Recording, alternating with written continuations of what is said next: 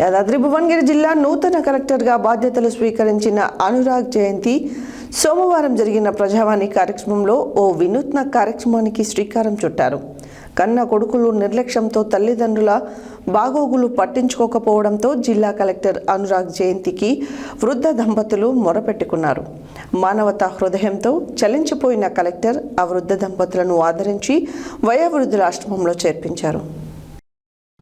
యాదాద్రి భువనగిరి జిల్లా నూతన కలెక్టర్గా బాధ్యతలు స్వీకరించిన అనురాగ్ జయంతి సోమవారం జరిగిన ప్రజావాణి కార్యక్రమంలో ఓ వినూత్న కార్యక్రమానికి శ్రీకారం చుట్టారు.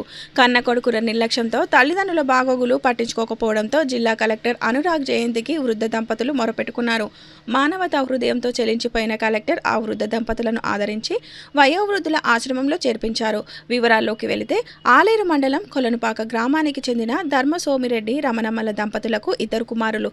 తల్లిదండ్రులు సంపాదించిన ఆస్తిని పంచుకొని వారిని నిర్లక్ష్యం చేయడంతో గత సంవత్సరం డిసెంబర్ నెలలో జిల్లా కలెక్టర్కు ఫిర్యాదు చేశారు. మరుసటి రోజే భువనగిరి ఆర్డీఓ కృష్ణారెడ్డి గ్రామానికి విచారణకు వెళ్లి పూర్తి వివరాలు సేకరించారు. వృద్ధ దంపతుల కుమారులైన ధర్మ వెంకట నరసింహారెడ్డి, ధర్మ గోవర్ధన్ రెడ్డిలను పలుమార్లు ఆర్డీఓ కార్యాలయంలో కౌన్సిలింగ్ ఇచ్చారు.